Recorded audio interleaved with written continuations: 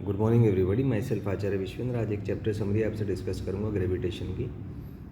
तो इसमें जो फर्स्ट पॉइंट है वो है 2 पॉइंट मासेस हैं M1 M2, बीच का डिस्टेंस r है। तो उनके बीच का जो ग्रेविटेशन फोर्स है ये होता है Gm1m2/r², जहाँ पर g होगा 6.67 into 10⁻⁻11 newton metre square kg-2। Dimension of G m-1 L3 t-2 हो जाएगा। इसी का वेक्टर फॉर्म है कि 2 पॉइंट मासेस हैं M1 M2। M1 का पोजीशन वेक्टर R1, M2 का R2 है। M1 से M2 यहाँ देखें, M2 से जो M1 का वेक्टर है वो R12 मान लिया और M1 से M2 के वेक्टर को R21 हमने मान लिया। तो अगर वेक्टर फॉर्म में बात करें तो फोर्स ऑन 1 ड्यू टू 2 जो है ये, क्योंकि एट्रैक्टिव फोर्स हैं तो आप देख सकते हैं कि R12 वेक्टर के अपोजिट होगा। R12 वेक्टर ऊपर की तरफ है तो फोर्स नीचे की तरफ होगा क्योंकि अट्रैक्टिव है, इसीलिए यहाँ माइनस आएगा।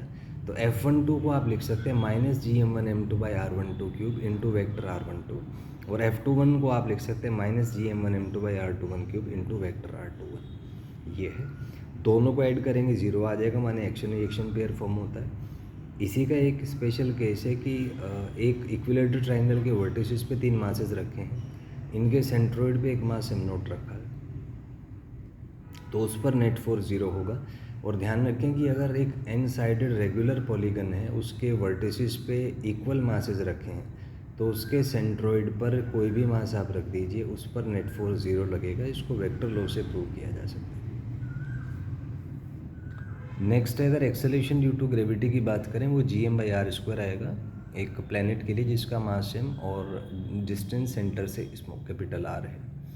वहीं पे अगर होलोस्फीयर के लिए वेरिएशन देखें तो होलोस्फीयर में अगर अंदर के पॉइंट पे बात करें तो एक्सेलरेशन ड्यू टू ग्रेविटी 0 होगा, और अगर r ग्रेटर देन r है तो इसके लिए Gm/r² आ जाएगा।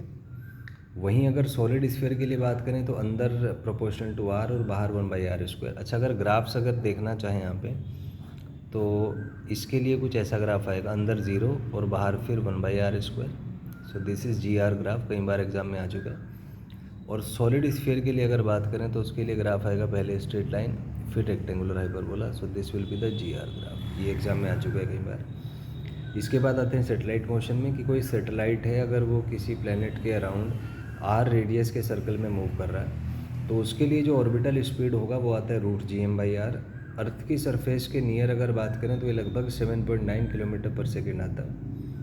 एस्केप स्पीड मतलब उस पॉइंट से इनफाइनाइट तक जाने के लिए जो स्पीड चाहिए उसको अपन एस्केप स्पीड कहते हैं।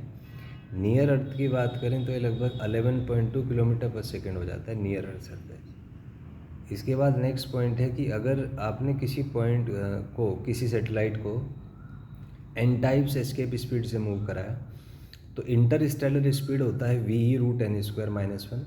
इंटरस्टेलर स्पीड मतलब जब वो पॉइंट इनफाइनाइट पे होगा, ग्रेविटेशनल फोर्स को बाईपास कर जाएगा, तो उस समय जो उसका स्पीड होगा उसको कहते हैं इंटरस्टेलर स्पीड, और वो आता है v√n²-1। नेक्स्ट यहाँ पे आता है केपलर्स लॉ। तो केपलर ने 3 लॉज दिए थे, law of orbits, law of areas and law of periods. Law of orbits के अकॉर्डिंग प्लैनेट्स सन के अराउंड इलिप्टिकल ऑर्बिट्स में रिवॉल्व करते हैं। लॉ ऑफ एरियाज था कि एरियन वेलोसिटी कांस्टेंट होता है dA/dt, वो जो कि L/2m के इक्वल आता है। ये भी इम्पोर्टेंट एप्लीकेशन है, कई एग्जाम्स में इसको पूछा गया है। और लास्ट में जो square of time period it is proportional two cube of the radius. अगर सर्कुलर ऑर्बिट है तो रेडियस का क्यूब, एलिप्टिकल ऑर्बिट है तो ये सेमी मेजर एक्सिस का क्यूब आ जाएगा। और सॉल्व करेंगे तो t² आपका 4π²/Gm×r³ आ जाता है। तो in this way you have seen कि इसमें हमने एक छोटे से वीडियो में पूरे चैप्टर के जो इम्पोर्टेंट पॉइंट्स हैं, कंसेंसस पॉइंट्स हैं, वो एक साथ डिस्कस किए। एंड इसमें अगर ये सारे पॉइंट्स आपको आते हैं तो इस you are thorough with the topic. और अगर आप इसमें कंफ्यूज होते हैं, आप बना नहीं पाते इसको, किसी पॉइंट पे कोई गड़बड़ है, तो थोड़ा सा अपने थिंकिंग प्रोसेस पे काम करें। बट मेक श्योर कि जब आपने चैप्टर ओवर कर लिया है तो जो उसके सारे बेसिक कंसेप्ट्स हैं, बेसिक टर्म्स हैं, बेसिक फैक्ट्स हैं, प्लस सम ट्रिक्स, सम शॉर्टकट्स, वो भी आप कंपाइल कर लें। क्योंकि आजकल इन्फॉर्मेशन का कोई बहुत ज़्यादा यूज़ नहीं है। जो भी मैं पढ़ा रहा हूँ, जो भी मैंने आपको बताया, ये सारा फ्री में अवेलेबल है गूगल पे, यूट्यूब पे। लेकिन इसको अपने माइंड ब्रेन सिस्टम में फिट करना और जब ज़रूरत पड़े तब उसको एक्सेस कर पाना timely, that requires a lot of efforts.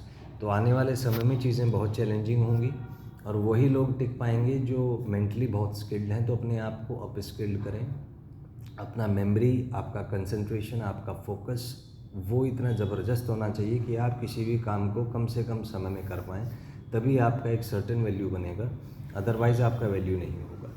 तो इसी पर्पज़ से वीडियोज़ हमने डिज़ाइन किए कि कम से कम समय में ज़्यादा से ज़्यादा कंटेंट आप कवर कर पाएँ, रिवाइज़ कर पाएँ और अपने क्वेश्चंस बना पाएँ। If you have any doubt you can ask in the comment section. Thank you and have a nice day.